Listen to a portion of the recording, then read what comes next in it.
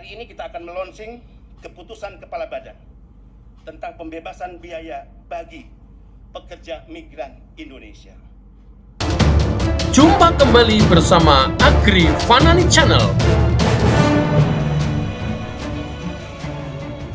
Bapak Ibu sekalian, jika kita melihat video yang baru saja ditayangkan atas nama kemanusiaan, atas nama agama yang kita yakini masing-masing, ada kemarahan pada diri kita, saya, ada keprihatinan, rasa haru, dan kita menjadi orang-orang yang sentimental.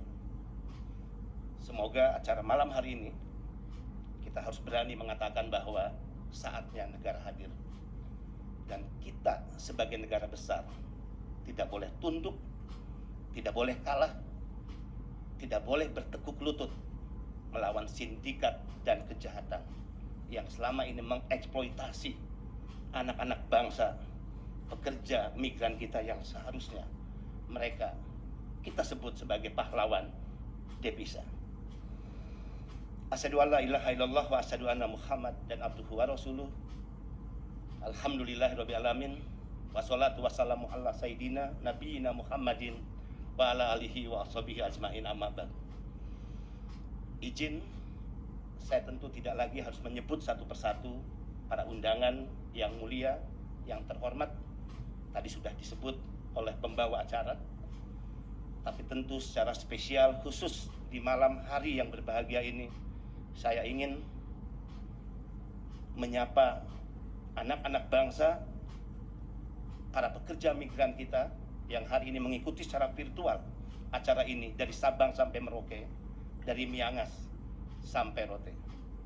Hormat, tunduk kepala setinggi-tingginya saya sebagai kepala BP2MI kepada kalian. Negara ini butuh pekerja migran Indonesia, dan negara ini tentu tidak akan kuat tanpa saudara-saudara sekalian. Yang terhormat Menteri BUMN Bapak Erick Thohir, alhamdulillah telah hadir bersama-sama kita dan kita layak memberikan aplaus yang setinggi-tinggi. Yang terhormat pimpinan Komisi 9 DPR RI Bapak Melki, alhamdulillah telah hadir bersama kita. Dan Bapak Ibu sekalian yang mewakili kementerian, lembaga. Saya juga ingin menyapa seluruh perwakilan Republik Indonesia di negara-negara penempatan yang hadir mengikuti secara virtual, dan seluruh kepala UPT BP2MI se-Indonesia yang juga mengikuti secara virtual.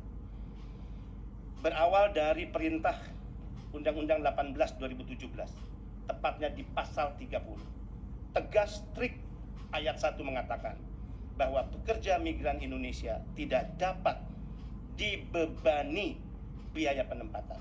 Undang-undang ini telah lahir 4 tahun lalu, tepat di tahun 2017. Ketika saya pelajari undang-undang itu, di pasal penjelasan dinyatakan cukup jelas. Tidak ada penjelasan siapa yang harus kita bebaskan, siapa yang harus menjadi prioritas negara untuk tidak dibebani biaya penempatan, pada sektor pekerjaan apa, dan mereka yang bekerja di negara-negara penempatan mana.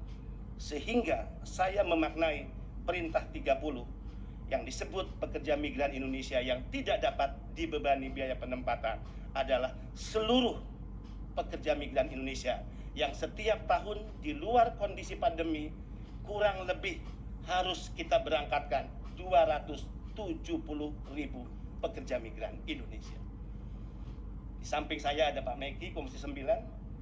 Jika yang kita maknai adalah seluruh, maka kalau kita menetapkan cost structure moderat di tengah, yaitu 30 juta yang dibutuhkan setiap PMI untuk berangkat ke negara penempatan, maka kita bisa menghitung secara matematik negara harus menyiapkan anggaran kurang lebih 8,7 triliun setiap tahun untuk memberikan modal bekerja kepada 270.000 pekerja migran Indonesia. Pertanyaannya, sanggupkah negara menyiapkan anggaran sebesar 8,7 triliun setiap tahun? BP2MI sebagai badan yang anggarannya paling kecil di negara ini, untuk mengajukan penambahan anggaran kan butuh perjuangan yang sangat besar, Pak Melki. Terlebih jika negara harus menyiapkan 8,7 triliun setiap tahun. Kita harus jujur mengakui negara belum berdaya untuk menyiapkan anggaran itu. Pertanyaannya, jika di satu sisi negara tidak mampu menyiapkan 8,7 triliun, apakah BP2MI tidak bisa melakukan apapun dan harus tunduk dan pasrah pada kondisi itu? Jika pasrah, tidak melakukan apapun, maka ada fakta empirik di mana pekerja migran Indonesia untuk kebutuhan modal bekerja, mereka harus terpaksa menjual harta kekayaan milik keluarga atau meminjam uang kepada pihak rentenir dengan bunga mencapai 28,8%. Sehingga itulah saya berani mengatakan, ini adalah sanderan dan jeratan yang secara sistematis memiskinkan pekerja migran Indonesia.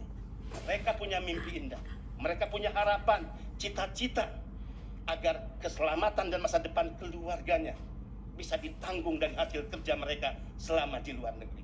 Tapi banyak dari mereka yang harus kembali tidak memiliki apapun, di luar mereka yang harus mengalami berbagai eksploitasi selama di negara penempatan.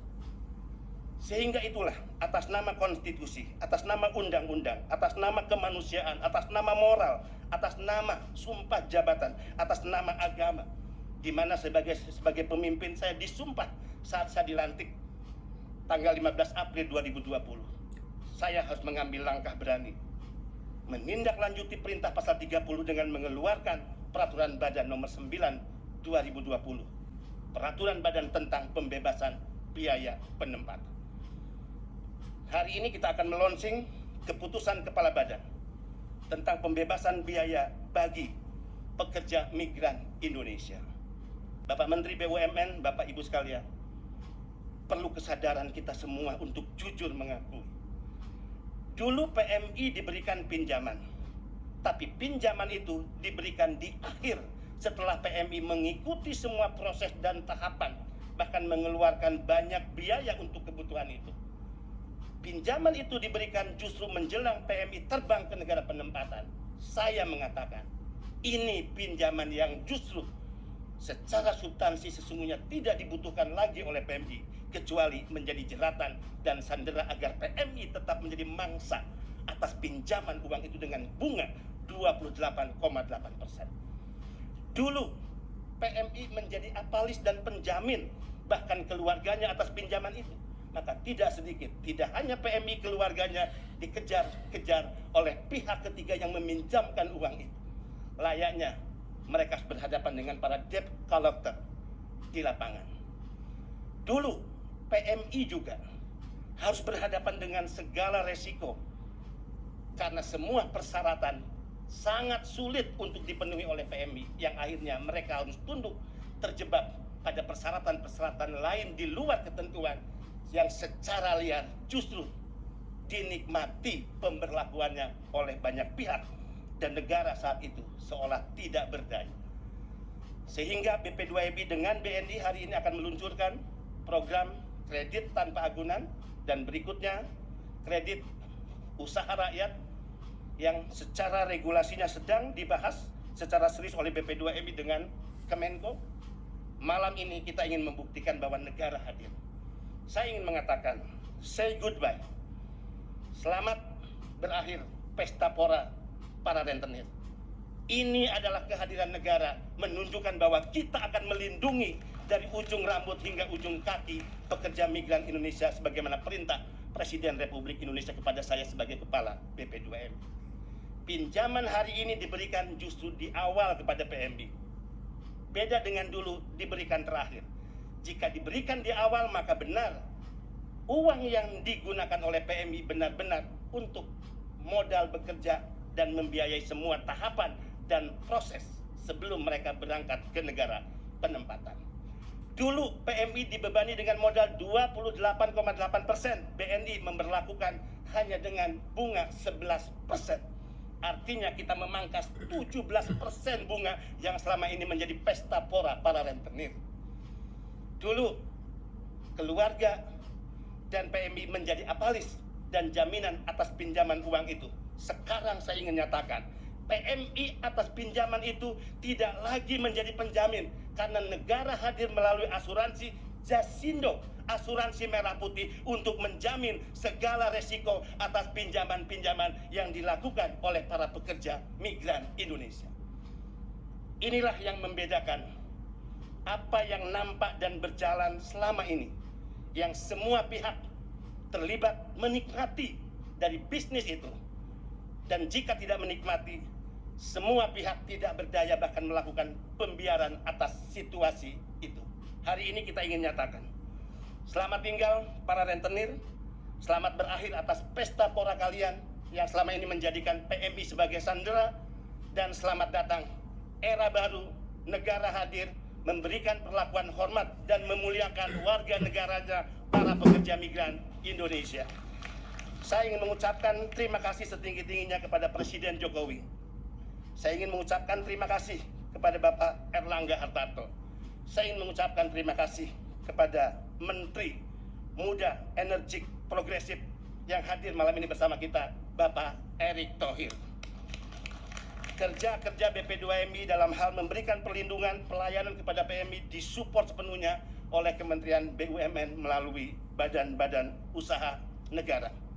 Sekali lagi, Pak Erick Thohir, terima kasih termasuk atas kehadiran malam hari ini, dan tentu kita ingin mendengar apa yang ingin disampaikan oleh Bapak Erick Thohir terkait sejauh mana negara tetap harus ada dan hadir dalam memberikan perlindungan dari ujung rambut hingga ujung kaki kepada para pekerja migran Indonesia. Terima kasih kepada Komisi 9 DPR RI, terima kasih kepada semua yang hadir dan memberikan support serta dukungan pada acara malam hari ini. Insya Allah, demi Allah, setiap pejabat negara yang disumpah atas nama Tuhan dan agama, setiap pemimpin yang dari rakyatlah dia menerima gaji dan semua fasilitas yang setiap hari, setiap bulan dinikmatinya, maka zolim hukumnya jika kita tidak berpihak kepada rakyatnya sendiri, tapi menjadi antek dari para sindikat dan mafia yang selama ini justru menyengsarakan pekerja migran itu sendiri. Saya mengambil sikap dan posisi hari ini tegak lurus pada merah putih, tegak lurus pada tanah air, tegak lurus pada pekerja migran Indonesia. Perang total melawan sindikat penempatan ilegal yang dikendalikan oleh para mafia, perang total melawan para sindikat ijon rente tidak akan pernah saya akhiri kecuali mereka yang menghentikan operasi-operasi dan kejahatan itu, sehingga pada akhirnya mereka sendiri yang kembali ke jalan yang benar. Terima kasih. Wallahul muwaffiq ila aqwamit thoriq. Wassalamualaikum warahmatullahi wabarakatuh.